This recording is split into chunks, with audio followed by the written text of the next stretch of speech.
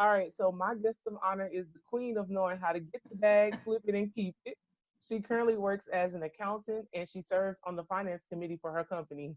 She received her degree in finance from UTA and she received her stockbroker's license within that same year. She is all about supporting the culture and creating opportunities for others. She's the co founder of Being This, That, and Black, which is an online platform that highlights Black excellence and Black businesses. She's one of my favorite ladies of Delta Sigma Theta Sorority Incorporated. My guest of honor today is Mieisha Runn. How you doing? I'm good. How are you? I'm good. How has quarantine been for you? You know what? Actually, I'm thankful that I'm able to say it. I've been very well taken care of. You know what I mean? I was fortunate to keep my job, considering I'm a homebody anyways. So I'm not complaining staying home. You know what I mean? Absolutely. I'm thankful to say that it's been fine for me. That's great. That's good to hear. Most people be like, I'm just trying to get out. I need to get out. Right. No, I'm like, y'all can have it. I'll I'm stay straight. here. I am straight being at the crib too, so don't feel bad. Exactly. um, Tell me a little bit about your journey and how we see this Mieisha that sits before us today. Say it again. I said, tell me a little bit about your journey and how Okay. we've gotten to see this person that sits before us today. Man, it hasn't been easy. I'm gonna be honest with you. So I went to school, went to UTA, and I think that's the moment where I was completely independent Mm-hmm. from, just kind of free from just living under a household. So I would say for me, my journey is up and down even to this day. Still trying to navigate my career, still trying to truly, truly find who I am. So Mm-hmm. today, I'm still evolving. Who I am today is just being at peace at where I'm at, but still looking and searching to continue to grow. So Yeah. I'm, just kind of just going through it. Yeah. That's good to hear though, because some people really feel like our stories are gonna be like this. When Right. I really it's wish. like Exactly. Exactly. how did you know that a career in finance was gonna be your path? Like Whew, we're going in it. Now I'm just kidding. So I went to school to be an architect because wow. I love to design, I love to draw, and I love houses. And Mm-hmm. so I even took engineering classes when I was in high school at UTSA. Mm-hmm. To UTA to be an architect, and I'm going through it, and that is one of the hardest career paths at UTA is architecture. Absolutely. So I was going through that, actually getting A's until maybe about my junior year, I guess you can say. I started to fall off that trail because I found out one, as an architect, I'm probably not going to be successful or make money until I'm about like 50 years old. I can't have that. You know what I Ooh. mean? So I think that kind of completely derailed me as Mm. a plan because I went in here having an idea of what I wanted to do. This is what I was going to accomplish. I was going to be an architect, and just coming to that realization, plus the intensity of the courses, it kind of just knocked me off. So Yeah. from that moment, and then again, this is like my junior year, so I'm like, oh shoot, I could be graduating next year. I gotta go. Right, I gotta get out of here, but at the same time, I wasn't happy. So it took me on a path of trying to find what career can I get into that no matter what, when I graduate, I can get a job. So I started getting into economics. In fact, the dean of economics wrote me to Wow. major in it because I was no major at that point, but I'm very good at math. So I was able to get that. And then I couldn't pass, I think it was microeconomics. And so that completely derailed that plan. And so I'm like, dang, what am I going to do? So eventually I was like, well, I need to go in business.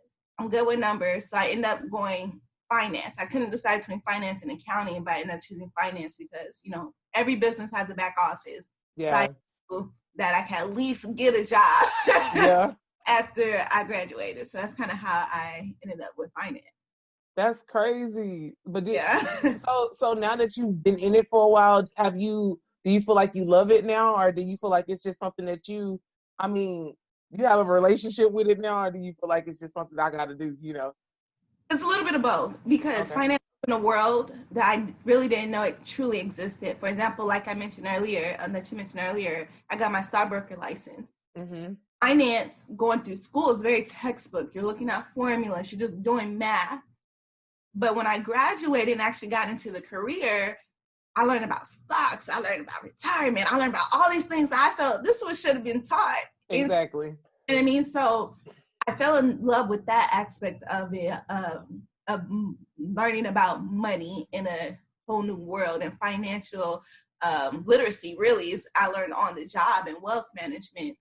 So I love that aspect of it. Part that I guess you could say I don't hate it, but I also don't think this is where I end, so to speak. So now I'm an accountant. It's still numbers. I think my career just kind of pushed me along the path, and eventually I'm just going to get somewhere. Yeah, absolutely. And you picking up all these skills that you're just grooming them, and it's like those are all transferable. So you're in a good space, man. That is beautiful, for real. Tell me a little bit about your stockbroker's license. What do you think you want to do with that? Do you want to teach other people? Do you want is there any aspirations that way? I got it because I was trading stock. That was my first job out of school, was me trading stocks for people and talk about retirement planning. So this license does expire, and it's eventually going to expire because I'm no longer with a financial institution. You have to be sponsored. And I'm kind of sad about it because if anybody knows anything about this test, it has a huge fail rate. And I give God the glory for me passing that to begin with. That's another story. But so now that I've attained the knowledge, I literally talk to anybody who wants to know about stocks and retirement. I mean, I don't give advice, but I can lay the foundation to kind of get you an idea, like, man, there's actually a whole nother world to this that you really don't know until someone tells you. So I just educate people and just in conversation like this, I just talk to people. Well, we definitely gonna talk. because I just feel like that's a realm that our people, we miss. We don't like. I had I'm a nanny, I nanny for certain kids, and I was at one of those kids' houses, and he was like, Miss Katrina, I have $5,500, and I was like, wow. And he was like, I'm not gonna get to touch it though. I'm gonna invest it. I was just like, he's 8. He already knows. I'm like, I wish our kids knew more about that world before, you get to be our age. And it's like, you can still learn, but if you know it, at that age, it's crazy. Yeah, and I tell people all the time, I think that's it was rewarding in a sense because I get to help people at my job, but that's exactly why I talk to anybody who wants to talk to me about it, because majority of the clientele were not Black, and then the people who were Black that called us, they had the least amount of money, they're barely making it, they don't understand what's going on, you know what I mean? And it kind of made me sad because, like you said, we don't know until it's too late. Yeah.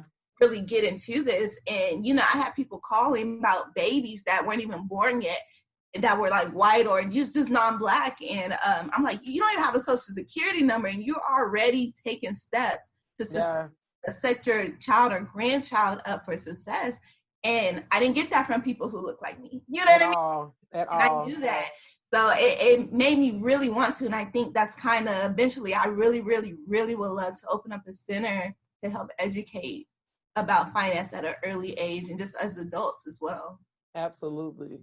Well, I think you'll do great at that. I'm gonna be in the class, and so we can get this life together. The life of an entrepreneur. Right. It's uncertain out here in these streets, so we gotta secure the bag too. Exactly, and manage it. And manage it. Yes, ma'am. Don't forget that part. Exactly. So I know that you have your hands in being this, that, and Black. Yes. Tell me a little bit about that.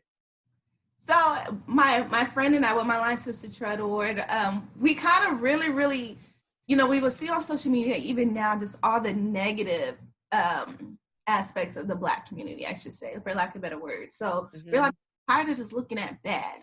Where is the good in our community? Because there's so much of it, but where is it? So we were we want to set a platform up to where we're just highlighting Black excellence, right? Black excellence, right? You're just graduating school to entrepreneurship, a job, you're the CEO, just where is the excellence at in our community? So that's why we actually started our platform.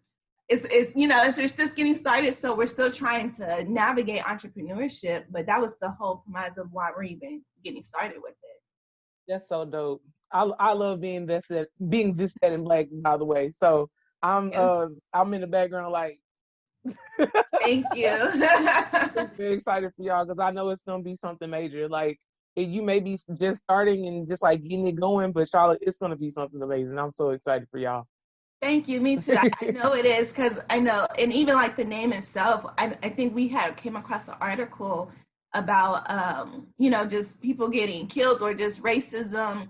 And we're like, although we are Black, we're this, we are entrepreneurs, we're doctors, we're lawyers, we're this, that, and we can still be Black. And I think a lot of people perceive just because we're Black, we don't have these titles. Man. So we're like, we got to uplift this idea that just because we're Black doesn't mean we don't have any other credentials behind our names.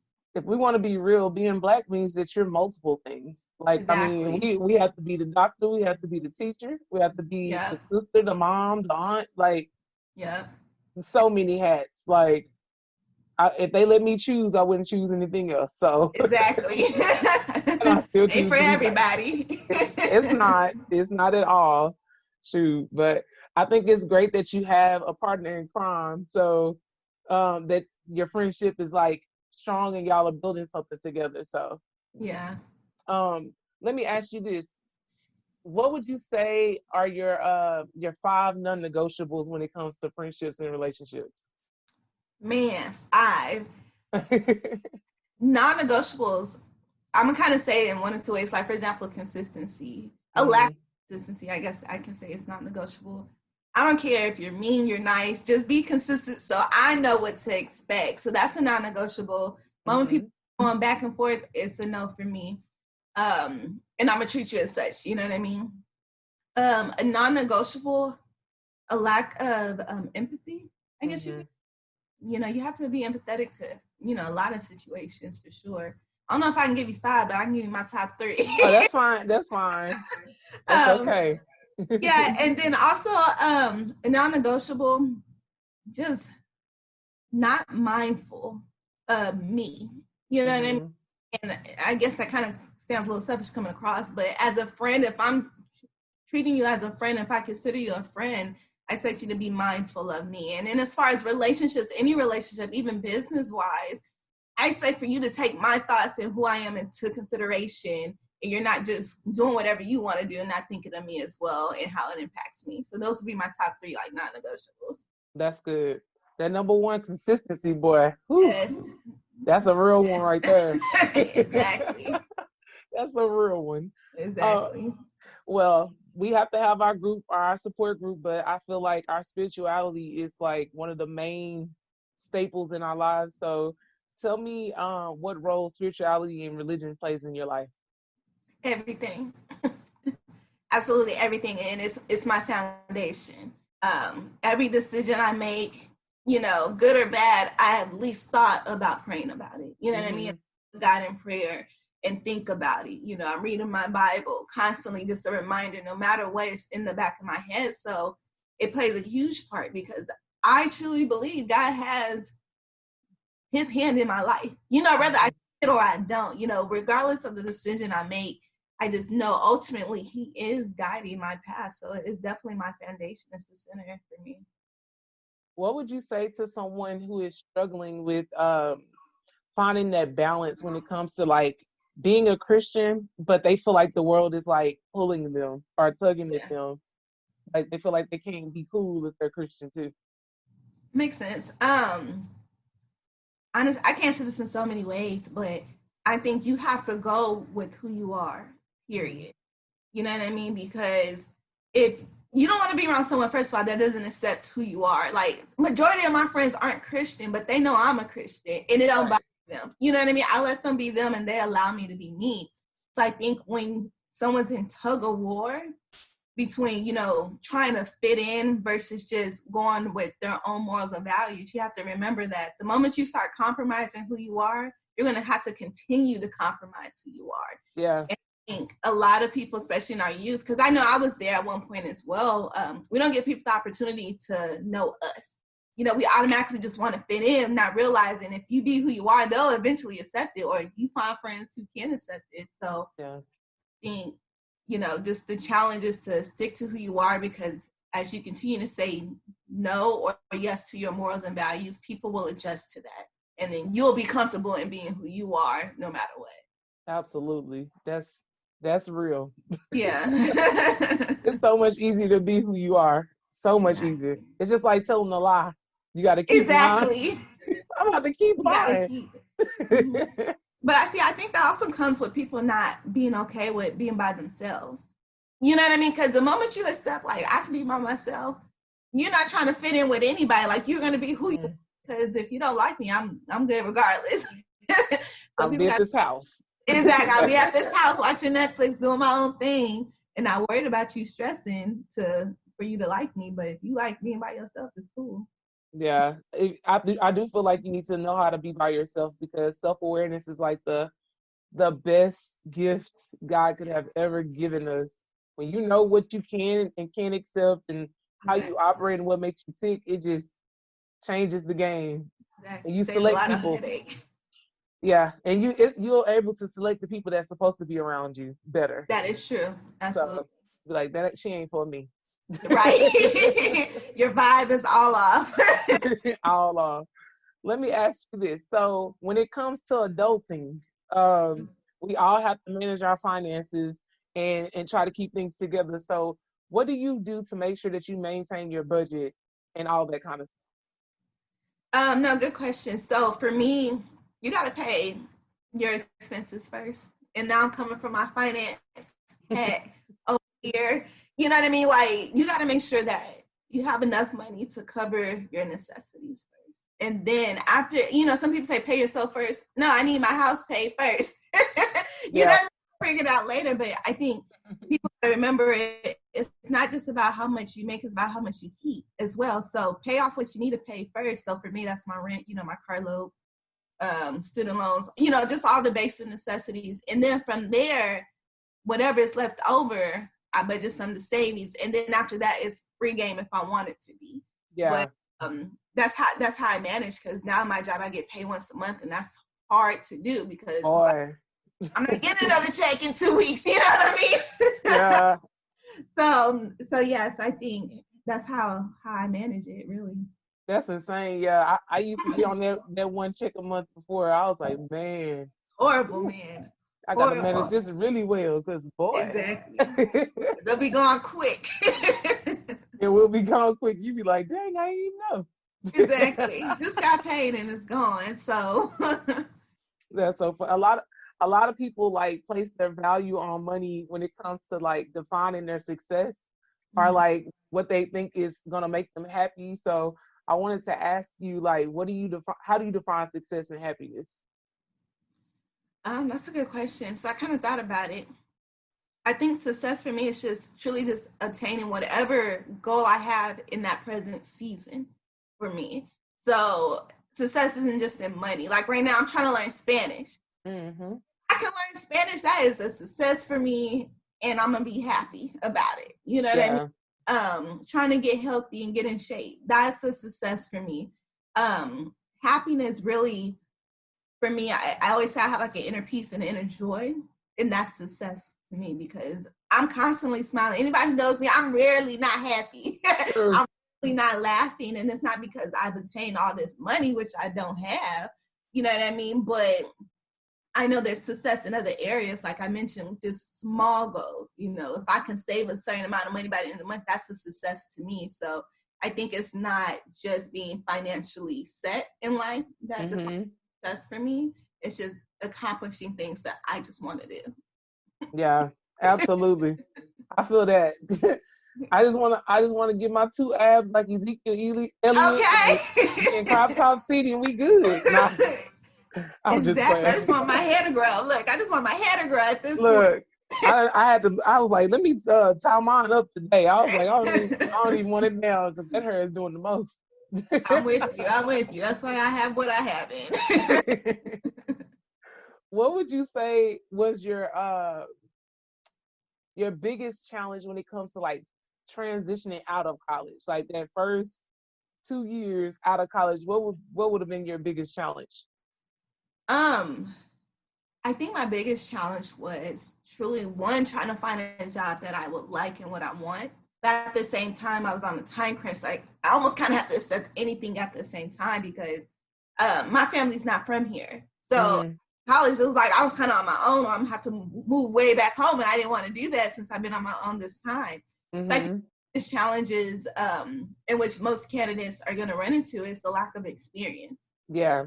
That closed a lot of doors. I even had an interview. I said, well, and I told him this in the interview. I said, well, how am I going to get experience if no one will hire me? Because he was already like, you don't have the experience, etc. Well, how can I get that if you don't hire me? He just started stuttering. Yeah. He just started stuttering because he was like, well, I guess you got a point. I do. You're not even paying that much. Like, don't act like this ain't an entry-level job. And that was my struggle. It's like entry-level jobs closing the door on me. And I've always thought finance and accounting kind of went hand in hand. Yeah. So wanted the exact degree, depending on your field and depending on the job, they want the exact degree to match it. So that was a struggle versus settling versus trying to get the job I wanted. That was hard. Yeah. What would you say about how did you negotiate your contract though? Is that something that you even did, or did you just say, I'm gonna just take whatever they give me? So initially, I wasn't negotiating nothing. I just needed the job. You know? And honestly, I'm not a huge negotiator. Just my personality is either you want it or you don't. Yeah. So my first job, I wasn't really negotiating, but especially if I didn't have any experience, I just needed something to put on my resume. But when I go into jobs, I have a minimum that I accept. And I Google search what is the median average for this position that I have and go from there. I know for my current job, I did a little negotiating because I was like, hold on, hold on. Like, I get what you're trying to offer me, but don't forget I've done this. Right. And I said, can I get a little more? Look, my license in itself is expensive. You're not even paying for that. You know what I mean? So I was able to get a little bit more money from there. I'm still trying to tone those skills. Yeah, that's all right. It comes with confidence in selling yourself. And so every time I get a new job, I start to do more in interviews. Yeah. I mean, you're doing the work and you're getting all that experience. So of course, y'all got to negotiate y'all's contracts. Now you got to pay me for it, right? You need to pay me for it. Please pay me what I'm worth. Exactly. And add a tip on top of that. Exactly. Just because, sprinkle a little razzle on it. Just a little bit. That's so funny. Let me ask you this: like, do you believe that purpose is a journey or a destination? So, I guess this is how I'm going to explain. I don't know if it makes sense or not. I think your passion, is the journey, and then your purpose becomes the destination, so to speak. Okay. I think your passion fuels you, like your likes and your dislikes is kind of going to direct you. And I think a lot of times people stumble across their purpose. Like, you just happen to hit this destination to where, oh, wow, this is my purpose, regardless of everything you did through. So I guess to really answer your question, it's a destination. And it may be multiple destinations. It might be a season, but I think the actual purpose is a destination. You know what's funny? You're the first one to explain it like that. Yeah, that's good though. I mean, it makes perfect sense. It makes sense too. Like, I feel like there's no wrong answer to that question. Like, it really is just based off your perspective and what you think. And that's actually a good way to think about it. Yeah, because a lot of people think their passion is their purpose, and I don't think that's always the case. True. You know what I mean? Passion is just something you feel strongly about, but your passion might just lead you somewhere that you didn't even realize where you were needed. Yeah. And I do believe a lot of people do stumble upon what they end up wanting to do. Like, you didn't even know that existed. You'd be like, what? Exactly. There's something like, oh, this is my purpose. It feels good. It feels exactly. Good. Well, I got one more question for you. Okay. If you knew then what you know now, would you change anything? Absolutely. Absolutely. Absolutely. I ain't even gonna lie to you. I'm taking a lot more risk. And I would have stuck more to my first mind, so to speak. I think I allowed people that I trusted to kind of deter my path. And it's not that they were steering me in the wrong direction per se. You know what I mean? They thought they were telling me what was best, and I trust their opinion. But I think that persuaded me to go in the opposite direction than what I really wanted to do. So I think I would have just taken a lot more risk. So what's stopping you from doing it now? Man, it's not that easy now. You know what I mean? I would have done it younger because I had less to lose. You know what I mean? So now that I'm older, I have way more to lose. Not saying it's gonna ever stop me, but it's gonna take it longer because I have to actually set myself up to be successful now. Yeah. When I was in school, I at least can be financially dependent on my parents. Yeah. You know, and now it's not really an option. I mean, they probably can, but they don't want to. They like, nah, girl. I know, exactly. So I'm still gonna do it. But I mean, some things for like certain colleges, I probably won't go back and do that. I think that would be backwards for me unless I plan to go back to school. But yeah, I'm still gonna do it eventually. But it's a little hard. That's good. I understand. That's good though, that you still have the desire to do it. So that's a good thing. For sure. Well, ma'am, I appreciate your time. This was great. Thank you. I love talking. I love talking. Y'all make sure y'all go and follow Being This, That, and Black on Instagram. It's on Facebook too, on right? Facebook, on Twitter. You can go to beingthisthatandblack.com as well. Yes. Y'all go follow them and subscribe, please. Absolutely. And my last plug, if you know any small business owners, entrepreneurs, please let us know. We want to highlight you on our platform. And honestly, it's completely free. We literally just want to give people an option to see you. So definitely let us know. I got to submit mine too. I just got the yes, website please. up, so I will be doing that. Yes, please.